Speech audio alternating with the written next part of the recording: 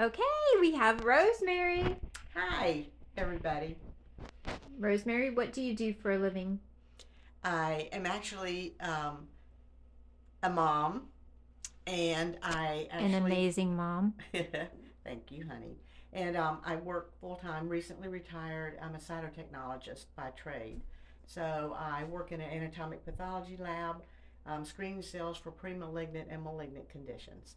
So recently have gone retired from management and have gone part time, and then this is what I'm doing in my part time now. So I just started creating floral design. Started with Victorian type arrangements, which were mainly blues, pinks, pearls, fronds, and then went into fall decorations, and now these are my seasonal Christmas decorations. So let's talk a little bit about that. How did you know that you wanted to start doing this? Did you start out just around the house? I just started creating.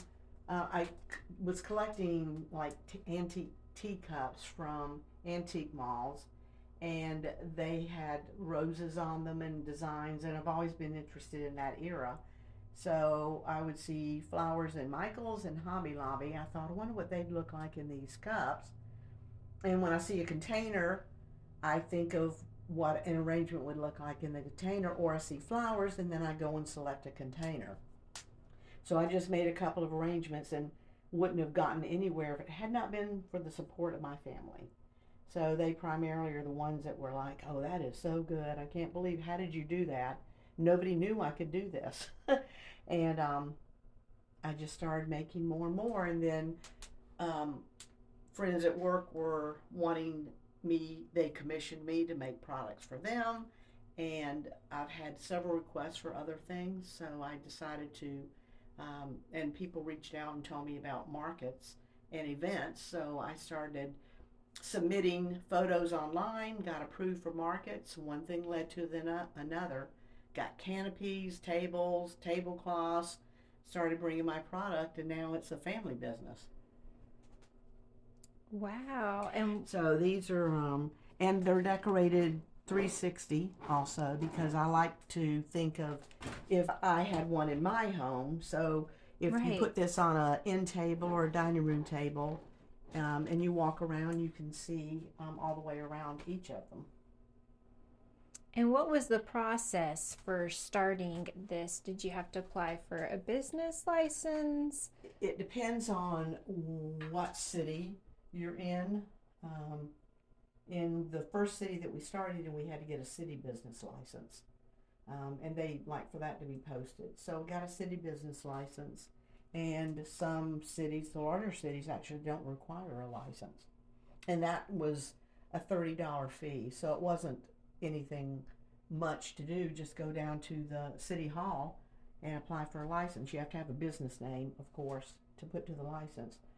And then people have asked me about shops, and do I have a shop? Do I have a store?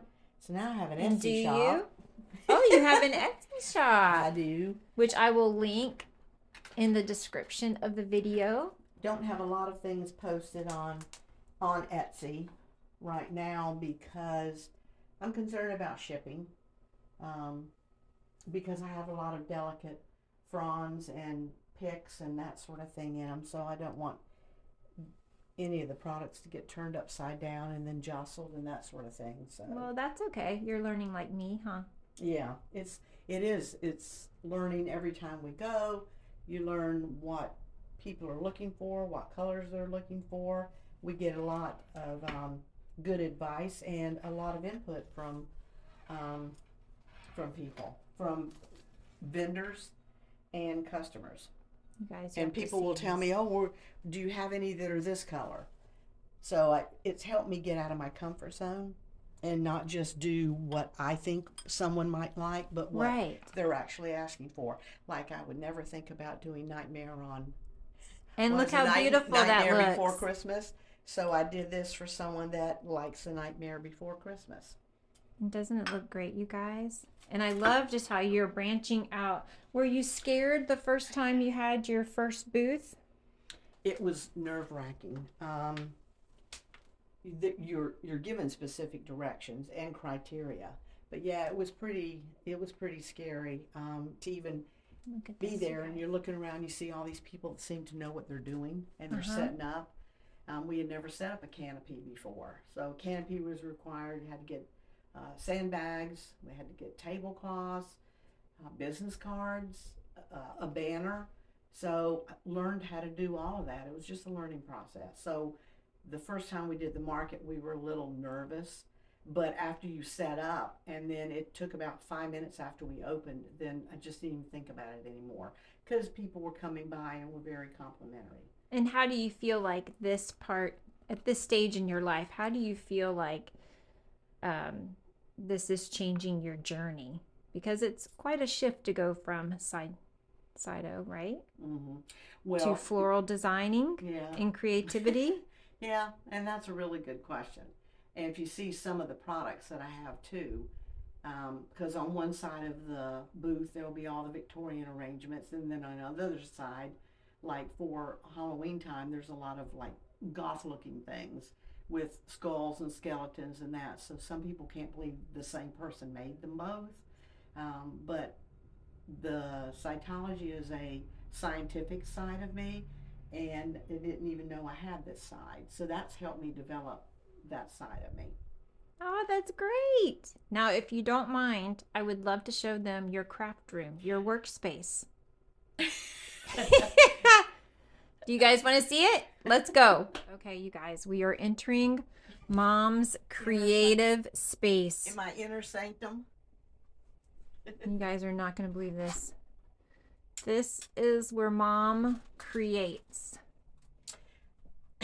Right? I mean, you don't have to have a studio. You don't have to have an Right. expensive space. I mean, this is a extra room in the house. This actually was my scrapbooking room. You want me to talk about that? Right. You So this was all organized. It was beautiful. I had it all decorated with florals and butterflies and ambient lighting and little fairy lights and everything in there.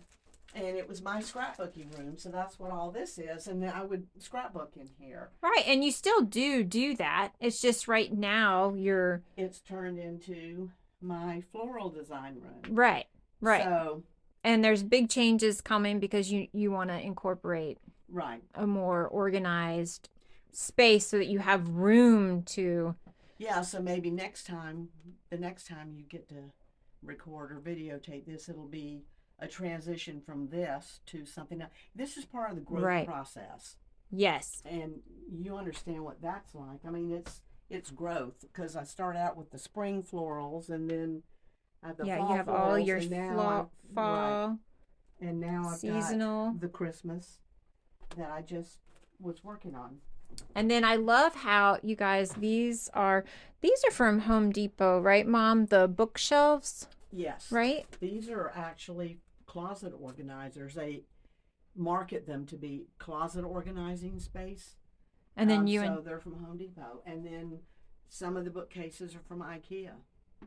And then we, it's just a great instead of setup. spending $1,500 for a wall unit, Mm-hmm. we connected these.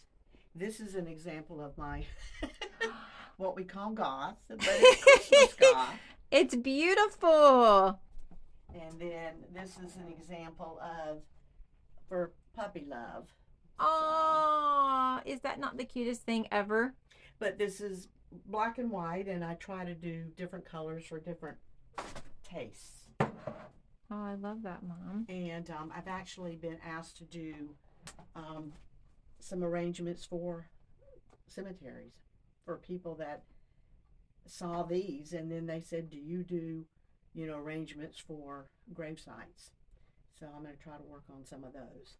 Okay, well, you guys comment in the comment section below if you would like for me to come back and show Mom's spaces because she's fixing to organize and Yeah.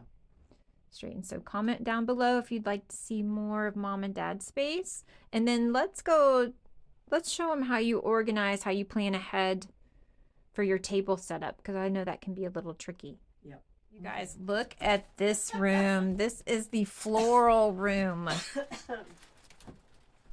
And look at this piece that Mom created. This is for Easter. Is this not so incredibly sweet and cute? Look at the little. Aww. Yeah, I've got that little smaller one, and then so maybe you'll get some ideas, and people will send you some ideas on how to organize all these florals.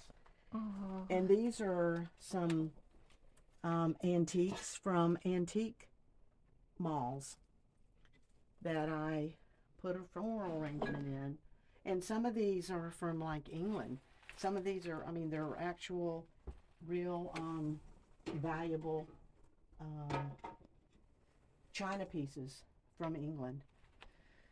That is just unbelievable. I mean, you're doing it. You're chasing your dream of floral design. And you asked me about containers, so I get this container actually came from Publix. And that's how you create your things. I see a container. Yeah. You see a container or an object, and then you just build it up from there. Right. And then I use different types, like butterflies. I have for my spring, I have butterflies in lots of things, or for fall, I use mushrooms and owls and pumpkins. Wow, it's just beautiful, Mom. Thank you. And that back, we won't show that. So tell everybody to start getting these busy. These are examples of containers that will be future projects. So these are all your future projects? Mm-hmm. So those will be containers used for future projects. So they were organized until I got into Christmas. So I try to keep them organized into the seasons. Well, that's a great idea. That works. Could use some tips on how to store these flowers. They're all artificial flowers. Okay, so if anybody has any tips, comment down below. And let me know if you want to see more videos like this. Okay, till next time. Bye. It's been fun. So Mom's going to show us her little helpful tip for if you're setting up at an arts and crafts or market. And so what you were explaining to me is that they usually will tell you where you're going to be at, right? Right. The size of the space. When you submit an application for that event or for that market, okay. They require you to complete an application, submit photos, and then if you get accepted, you'll receive an email back that you've been accepted. And then the instructions are very explicit. So some venues you get to select the space that you want, whether you want an interior space or whether you want a wall space or whether you want a corner. And they're all different sizes. So different markets are different sizes. You never know who your booth mate, I call them, is going to be, who your neighbor's going to be either, and what their product's going to be. For outdoor markets, they require a canopy. And with that, you also need to have sandbags. And then you also will have to have your tables and chairs and tablecloths. Those are kind of the basic things. So what my husband, Tracy's dad, made for me, some booth sizes are 10 by 10, some are 8 by 8. And it's very helpful for when you get there to have in your mind how you want it set up, because you only have like 15 minutes to unload your car at the curb or at the sidewalk or at the venue. Then you have to go park your car and then you set up inside. So, and then the setup time is limited as well before the market is open. So we made this template. This is a 10 by 10, and then inside is an 8 by 8. And then these represent 6-foot tables and 4-foot tables. So it's very helpful if I know my space is going to be a 10 by 10. I can set out the 6-foot tables here, and then I can set out my 2 4-foot tables here, and then I can think I'll put 1 4-foot table here. And or if it's a 12-foot space, which you can get, then you can put 2 6-footers there, and then you can go across this way, and then you can go down this way, and it helps you plan out your space. Yes, I think this is perfect.